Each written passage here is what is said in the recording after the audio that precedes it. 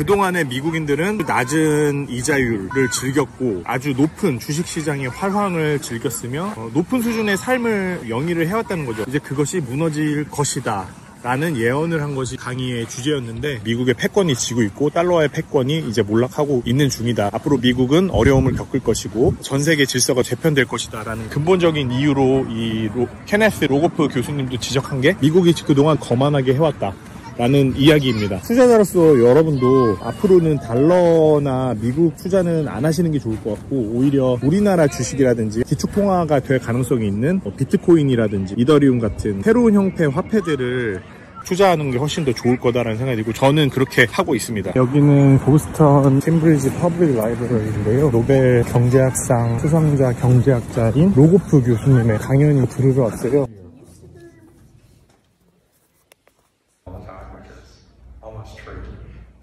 I should say something. I should fit it in. So that.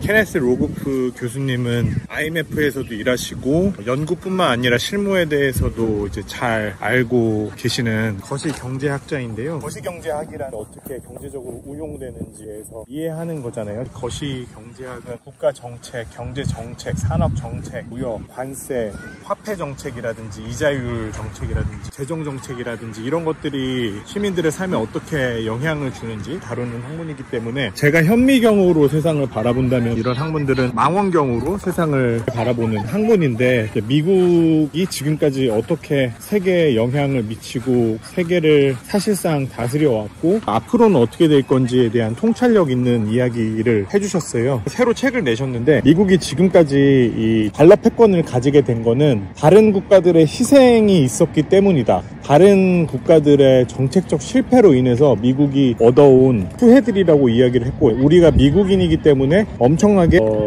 운이 좋은 거다라는 이야기를 했어요. 책의 제목이 Our Dollar, Your Problem입니다. Our Dollar, Your Problem. 달러는 우리 거고 문제는 당신들 거야. 이 제목에서 느껴지듯이 달러가 전 세계의 지배적인 화폐로 작동하면서 미국이 가지고 있었던 문제들을 어떻게 다른 국가들에 전가했는지, 거꾸로 다른 국가가 열심히 노력해서 미국을 잘 살게 해주는 역할을 해줬는지. 그 대표적 사례가 일본의 엔화, 일본이 한 큰 실수가 엔화 절상이라고 이야기를 했어요. 그 당시에 정책 상황이나 이런 것을 들어보면 일본은 그렇게 하지 않았어도 됐다고 하더라고요. 90년대에 일본이 엄청나게 성장하면서 일본 시가총액이 미국보다도, 일본의 부동산들의 가치가 미국 부동산들의 총합보다도 강할 정도로 일본 경제가 성공적으로 운영되던 때가 있었잖아요. 그런데 왜 몰락했느냐를 생각해보면 일본이 그럴 필요가 없는데 무릎을 꿇었다는 거예요. 일본이 너무 잘 나가니까 미국이 경계하면서 너네가 잘해서 경제가 좋은 게 아니라 엔화가 너무 싸가지고 그러는 거야. 그러니까 너네들은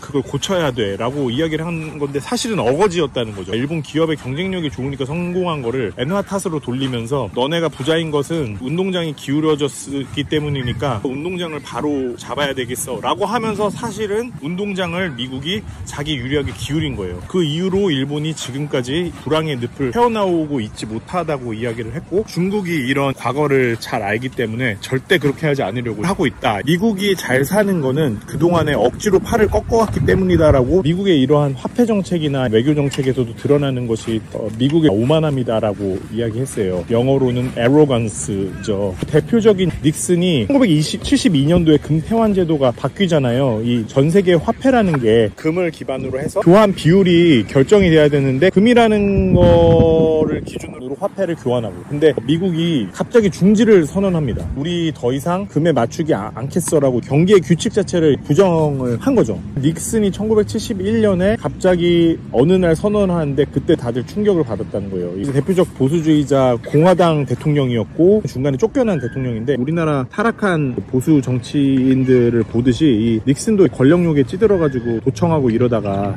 쫓겨난 대통령이거든요. 보수적인 대통령 중에서 표고 권력욕에 찌들어 있는 사람들이 자주 나타나는 것 같아요. 윤석열도 그렇고 한덕수도 그렇고, 정치를 하는 이유가 세상을 이렇게 만들어야 되겠다 이런 생각보다는 자기 권력욕 자체가, 말로는 미국의 거만함이 시작됐던 이 니크슨 대통령의 1971년에 금태환을 갑자기 안 하겠다라고 하면서 브레튼 우즈 체제가 이제 개편되죠. 그게 세계사에 있어서 아주 중요한 일이었다라는 이야기를 했어요. 미국의 거만함에 다른 나라들의 강제로 팔을 꺾어가면서 낮은 이자율과 달러화의 유리한 비율을 즐기면서 번영을 누려왔던 것이 미국들의 시민들이다. 이제 그런 패권이 끝나간다라고 얘기했어요. 트럼프 때문이라고 보긴 어렵고 트럼프는 하나의 현상일 뿐이다. 그래서 통계적으로 분석을 했을 때 미국의 달러화의 지위가 낮아지는 그 시점이 10년 전부터라고 하더라고요. 10년 전부터 미국의 달러 패권은 지기 시작했다라고. 지금 달러화가 고평가되어 있다는 거고, 미국 주식이 사람들이 항상 잘 된다고 이야기했잖아요. 그 이유는 달러화 패권에 기반한 요소들이 많거든요. 그거에 대해서 대응하는 방식이 이제 트럼프라는 폭력적인 정책으로도 나타나는 행정부가 나타난 거고, 민주당 정부든 공화당 정부든 미국의 패권이 져가는 것을 막기 위해서 중국을 견제하기 위해서 정책들을 할 텐데 쉽게 성공하지는 못할 것 같아요. 이 달러화 패권을 유지하기 위해서는 이 전제가 뭐겠어요? 미국에 대한 존중 그리고 신뢰가 기반이 돼야 되는 거죠. 미국이라는 국가를 존경하지 않고 믿을 수 없는데 어떻게 외교를 하고 어떻게 합의를 하겠어요? 트럼프 행정부의 결정적인 실패 요인이라고 보는데 미국에 대한 전 세계 국가들의 신뢰를 깎아먹고 있다는 거죠. 미국을 신뢰하지 않는데 달러를 왜 신뢰하겠습니까? 이 로고프 교수님도 이야기한 게 더 이상 국가들이 달러를 비축하고 있지 않다. 금을 비축하고 있다라는 거거든요. 중국도 그렇고 인도도 달러를 더 이상 신뢰하지 않고, 왜냐하면은 트럼프가 보여주는 정책적인 행태가 같이 잘 살자는 게 아니라 또다시 팔을 꺾는 거잖아요. 누가 미국을 믿겠어요? 금을 비축하기 시작했다라고 하거든요. 엄청난 속도로. 그런 맥락에서 비트코인이라든지 미국이 재정정책이나 화폐정책으로 조작할 수 없는 화폐를 가지겠다라고 이야기를 한 상태에서 아무도 달러화를 사지 않으면 달러화의 가치가 떨어지겠죠. 달러화의 가치가 떨어지면 그만큼 미국 사람들의 삶의 질이 떨어지겠죠. 주식의 가치도 폭락을 하겠죠. 미국 자체 신뢰를 훼손하는 트럼프 행정부의 정책들이 미국의 패권을 지키기 위해서 하는 거이지만 결과적으로는 미국의 패권의 붕괴를 더 가속화할 거다. 그 길을 트럼프가 가속화하고 있다. 지금까지 미국이 잘 살게 된 게 양차 대전에서의 미국의 역할도 있었고, 사람들이 미국을 신뢰하면서 그 질서가 무너지면서 미국이 어려움에 처하게 될 거다라는 거고, 그 이유는 미국의 거만함 때문이다 라고. 풀브라이트는 이 힐리 정부 때 이 풀브라이트 프로그램을 만들면서 전 세계의 지식인들의 교류를 주장했잖아요. 미국의 번영, 전 세계 평화는 미국이 자신의 힘을 거만하게 쓰지 않을 때만 가능한 것이다. 힘을 거만하게 쓰지 말아라 주장한 분이었거든요. 로고프 교수님이 해준 재밌는 이야기가, 자신이 그때 퇴직연금을 이제 투자를 해야 되는데 당시에 일본이 잘 나가니까 일본 엔화에 했다는 거예요. 투자를 너무 잘한 것 같이 보였대요. 수익이 엄청나게 올라가고 있었는데 갑자기 1970년도에 이 엔화를 급하게 절상해버리는 이 닉슨 행정부의 정책이 나오면서 엔화 가치가 폭삭 주저앉아버리고 망해버렸다라는 개인 투자 이야기를 해줬어요. 우리가 투자하는 것도 공정한 시장 질서나 가정하고 하는 거지, 갑자기 말도 안 되는 정책이 나와버린다 그러면은 개인의 삶이나 투자는 한순간에 무너지는 거거든요. 케네스 로고프 교수님이 전문가임에도 불구하고 일어나 버린 거죠. 정책적인 불확실성이나 말도 안 되는 경제정책을 쓰는 경우에는 누구에게는 유리하고 누구의 삶은 한순간에 망쳐버리는 결과들이 나오기 십상이잖아요.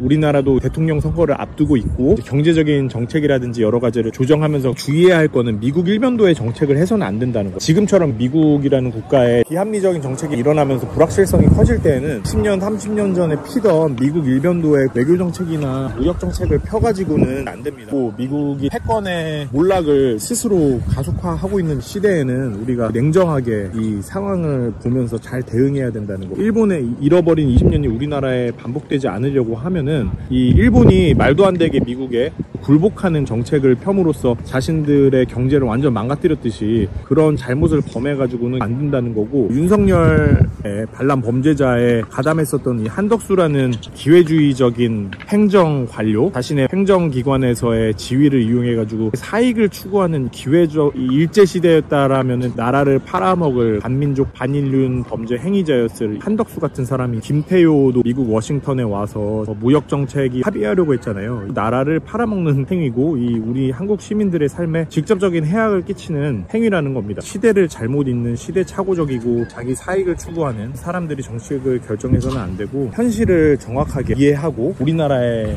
이익이 되는 어떻게 하면은 우리의 이익을 잘 지켜낼 수 있는지 노력이 정말 필요하다는 생각이 듭니다. 풀브라이트 방문학자로 있으면서 전 세계 지성인들이 현재 세계를 통찰력 있게 바라보고 앞으로 전 세계가 어떻게 바뀔지에 대해 가지고 하는 이야기들을 전달을 해 드리려고 했고요. 한국 언론에서 세계적인 경제라든지 정세의 흐름에 대해서 관심이 없기도 하고 잘 통찰하지도 못하고 이런 것들을 보면서 부족하지만 나름대로 최대한 노력해야 되겠다. 여기서 지내는 이 시간이 저를 위한 시간뿐만 아니라 사회에 공공재를 제공해야 하는 지식인으로서의 책무라고 생각하거든요. 그런 차원에서 목소리를 전달해드렸습니다. 감사합니다.